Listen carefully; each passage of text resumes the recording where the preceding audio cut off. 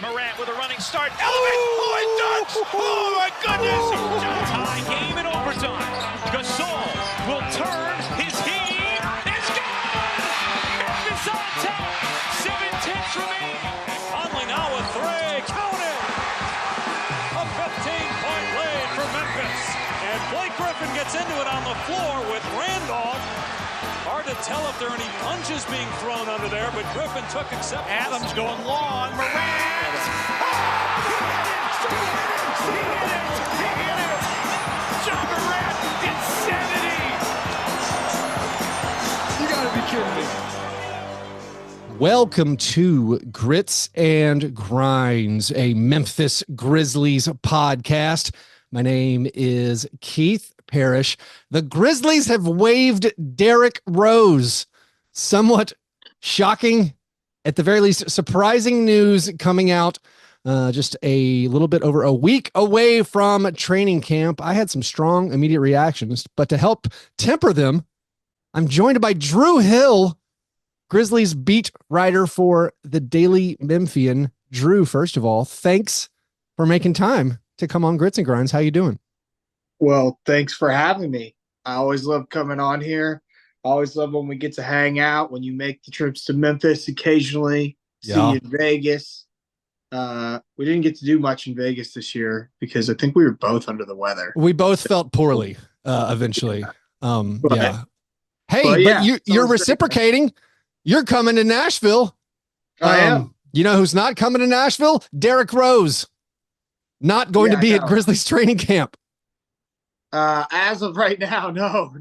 Or probably as far as I know. Maybe he's going to hang out. Who knows, right? I mean, listen, I think everybody wants to know what's next for Derrick Rose. Yeah. Totally get that. Listen, I think the timing is very interesting. Totally get that. Because it doesn't make sense for the Grizzlies to just waive Derrick Rose, right? That would. So clearly this is something the Grizzlies didn't see coming. Derrick Rose is 35. He's played more than 700 regular season games. Listen, whatever's next for Derrick Rose, we'll let Derrick Rose say. Okay. But I think that this is obviously something that Memphis could not have seen coming. Again, it doesn't make sense to waive Derrick Rose in this situation. And from what I reported yesterday, I mean, Derrick Rose asked out of the deal, right? He asked out of the contract. The Grizzlies granted that wish. And so there was a buyout agreement. I think that they're still going to have flexibility moving forward. Like, that's the other piece of this. Yeah. And so, you know, they're still going to have an ability to sign somebody with the buyout. Because, you know, obviously with Derrick, it put him right up against the tax. Yeah. I know you, my good buddy, Chris Harrington, you guys are very deep into the spreadsheets. I will say I've just started my own spreadsheet. I'm not good at it yet. I'm just copying, pasting from like Spot Track because I want to know. I feel so ignorant a lot of the times where I'm like, I feel like I should know this. Why is this so confusing? Why is this so hard? But yeah, so let's go through the timetable at least. So the Athletic reports the Grizzlies are waiving Derrick Rose, and I was as stunned at that news as I was when they first announced that they were signing Derrick Rose. Because turn back the clock, that was a shocking signing. The Grizzlies, for like the first time in forever, had an open roster spot going into free agency. They had their full mid-level exception to use. I went through a list of like 70 players where I'm like, man, we can check some of these guys out. Derrick Rose was not on my list of 70 players because the previous year on the Knicks, he basically he'd been on and off hurt for multiple years. He'd eventually been like a healthy, did not play for most of that season. So then we started, you know, kind of massaging this narrative that, oh, he's here to counsel Ja Morant and be a locker room leader. And they were kind of like, no, he's here to play basketball. We're like, yeah, all right. But so then maybe he did it. I mean, Scotty Pippen Jr. on my show like 2 weeks ago was like, Derrick Rose was great for the locker room. And he was showing me all this kind of stuff, pick and roll coverage. And he's pointing stuff out. He's always engaged. So like Derrick Rose did the job of being a locker room leader. But then we get the shocking news that, again, at a very awkward time for the Grizzlies in the offseason, like, would they have done things they already did this offseason if they knew they were going to have to waive Derrick Rose? Let's get back to that in a second. But then So the Athletic says that they're waiving him. Then Ian Begley reports, who's a Knicks writer or reporter. He's like, hey, Derrick asked to get out of the deal. And then you've confirmed that. So the issue with the roster, if you just waive Derrick Rose with that guaranteed money, we were still like, oh, well, now we have 13 players on guaranteed contracts. We're paying dead money to Derrick Rose and Kennedy Chandler, among others, among the Mamade Diakite stretch. We're right up against the tax where we have basically room for one more player. Now, you said your understanding is there is a buyout involved where Derrick is giving back some money. If that's the case, so for all our cap heads, our spreadsheet warriors, the concern is, well, can we add another player on the minimum and then still add yet another player to get up to 15? Like right now, Drew, the Grizzlies don't have the minimum number of required players. Like you have, like in the offseason, it's fine. But in the regular season, you have to have 14 players. And so they got to sign somebody. So if in fact Derrick gave back either all of the minimum salary, I think that would put them something like $6 million or so away from the luxury tax line, meaning you could bring in a minimum guy, then you can still add another minimum guy. Maybe one of those two guys is going to be Scotty Pippen Jr. at some point on a regular deal. And then you still have a little bit of wiggle room in case something goes horribly wrong under the luxury tax. So my initial shock of like, this is really bad for the Grizzlies. Like now we have even fewer players and we can't even add multiple players. If Derrick gives his money back, we can breathe easier. It's just more awkward now for the timing. Yes. And I'm sorry to spreadsheet warriors. I don't have any exact numbers on that, nor do those numbers really get passed around until it's necessary so that people can kind of understand what's possible with the roster. So that I feel like we won't be waiting too long on that. Okay. But I think you nailed it. And like, look, this might, I hate to put it this way, but like, this might not be bad news for Scottie Pippen because like you said, they flat need people on the roster. And so now you're going into training camp and like, you don't have to do it instantly. Right. Yeah. But there's a deadline coming up. I don't know what that exact date is, but there's a deadline in which you're right. They'll have to add one more person to the roster. And at the rate that this team has been injured in the past, by game 3, they may be asking me and you to get out there in Nashville. So, or in Memphis. Camp. So who knows? Let's hope that doesn't happen and that this team stays completely healthy this year. But yeah, I think if you're Scotty, you're feeling like you got a pretty good chance to be on this main roster on opening night because that's a player that they're familiar with, that they know works, that they have faith in will work in their system. It's somebody that they, brought in last year and played significant NBA minutes and has that under his belt. And honestly, I mean, I'm sure you probably felt the same way. Felt way more likely that Scottie Pippen was going to be playing minutes this season than it did Derrick Rose. Yeah. So, yeah. I mean, I don't think this is any part of it, but I'm kind of laughing to myself thinking of the scenario of like Derrick Rose being like, I watched this kid grow up and now he's taking my job. Cause like Derrick Rose literally met Scotty Pippen Jr., the child, at Bulls games back in the day and like was playing with him at the games. And so he's like, I don't think that weighed in on it, but maybe there was something that weighed in that like, I don't want to lose my job or whatever I thought my job was going to be. Maybe that affected the decision, whatever the decision, it's still, the timing is weird. Cause like Derrick Rose, if you knew this like would have been very useful information to have like a month ago or 2 months ago. Scottie Pippen. Yes. Good for him as far as the opportunity. One of the main reasons is beyond the fact that like he's already, in the door. It's just like, because it's late September, there aren't players better than Scottie Pippen Jr. available in free agency. So like, even if you maybe wanted to keep Scottie on the 2-way, and in my mind, there are competitive advantages to leaving Scottie Pippen Jr. on the 2-way. Yes, he was can. Yeah. Yes, he was good last year. Yes, he was good in Summer League. But right now in the situation the Grizzlies are in, the advantage of leaving Scottie Pippen Jr. on a 2-way contract is you can bring in other players who are not 2-way eligible. Now, I don't know if those players are again, out there, like Talen Horton-Tucker, probably the best basketball dribbler not on a team. He doesn't shoot.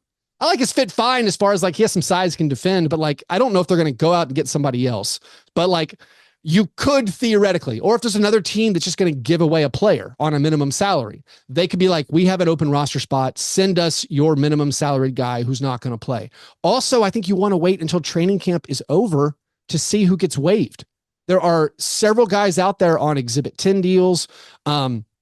You saw like Lonnie Walker. You saw like Devontae Graham, guys who have NBA experience, who can score. Those guys probably not going to make final roster. So in my mind, there isn't a huge rush to promote Scotty Pippen Jr. Also, I still like to put like the whole, like, you mentioned injuries. Like, let's wait and see maybe until we have an injury. We might have a position of even greater need. I don't know. The other side of that is go ahead and lock up Scotty where you can get him on the cheap deal. The risk being, though, what if he's not as good when the games matter, and then you have him locked up for multiple years, and then we're in the same situation we've been with some other guys, with Kenneth Lofton Jr. and with Kennedy Chandler and with guys who aren't on the roster anymore. So I don't know. It does seem like Scotty, it wouldn't surprise me if he gets signed to a real contract this week, but also like it had been a competitive advantage that they could keep him on the two-way and still do other things if they wanted to. I think you nailed it on all that. What I would say is like, this isn't a dire situation for the Memphis Grizzlies. Like in the end, the season's going to come down to whether or not they can stay healthy. Like that's it. That's going to determine if this team can win 45, 50 games or not. In the end, it's not going to be who plays backup point guard. Like I'm sure you read it last week. I wrote about the Vince Williams and Marcus Smart stuff. Mm-hmm. And I know you're a big Vince guy. Yeah. And I said, like, I'm acknowledging Vince is probably is a better rebounder than Marcus. And overall is probably, I think, has a good chance to be the more effective player over the course of a whole season than Marcus.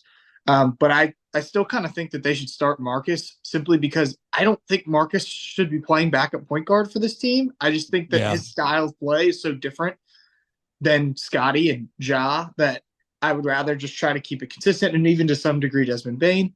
And I think Vince is a better rebounder, so he comes in, second as that Morant and Edey group kind of goes out. I think that helps kind of replace some of the rebounding going off the floor.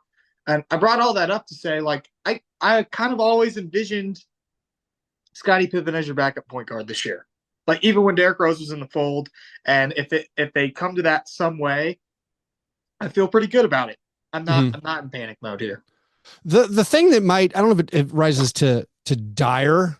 The thing that's not ideal, and the question I don't know, you probably can't answer. I don't know if anybody would honestly answer. Like Zach Kleiman's never going to give us a real answer. Would they have waived and stretched Mamadi Diakite if they knew Derrick Rose was given back his contract and wanted to not play? Because that's dead money on the books that we did to specifically fit our 14 guys under the luxury tax line. It's like, would they even, they probably still would have salary dumped Zaire Williams, but like, would they have paid a second round pick to unload Zaire Williams if they knew they were losing another guy right before training camp? Would they have participated in free agency this offseason? Probably not, because again, they seem like all their moves this offseason have been focused on staying under the luxury tax line. I guess they would argue all our moves are focused on winning basketball. That's with asterisk. Winning basketball while staying under the luxury tax line. Like, so those are the unknowns. And also it makes the signing of Derrick Rose, in my mind, look worse than it was, which I didn't think was possible because I was still so low on it last year. Like, this is a position of need. We need something. I didn't think it was this. And maybe he kept Ja in line. No way to know. But like, now you lost the opportunity cost of adding someone last year in free agency that could have helped you going forward. And now that's actually carried over into this year because Derrick Rose didn't make his mind up until right before training camp when everyone's already signed. So that part of it, I'd go with not great for the Grizzlies. You are correct, though. On the basketball court, we can get over this. It shouldn't affect the Grizzlies win-loss total too much. This is not a dire situation, I don't think. And again, like, I suspect that they will sign someone soon. Like they have to, right? They're forced to. And if it ends up being Scotty Pippen, then great. I think everybody would be totally fine with that, given what he's accomplished and what he's shown you so far. And yeah, the timing of this is not ideal, right? You don't see guys getting waived at this stage without circumstances. And the circumstances is Derrick Rose asked the Grizzlies to let him out of his deal. So that's where the things stand right now. And it's just, this is part of the game, right? Like this is part of, and when you brought in Derrick Rose to be your locker room leader, I think they got what they wanted out of that in that time frame. And I think the hope is now the circumstances are different around the team, right? I mean, we were talking about Ja, right, at that stage, and now you hope that things are back on track, and Ja's ready for his reminder tour of how great of a basketball player he is, which is another thing I wrote about that I think that people are really forgetting, that how good Ja is when he's at his best.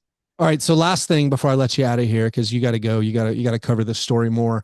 Do you have any idea why Derrick Rose is asking out? That's the big question. My initial reaction, like breaking news, I look at my phone, I'm like, what?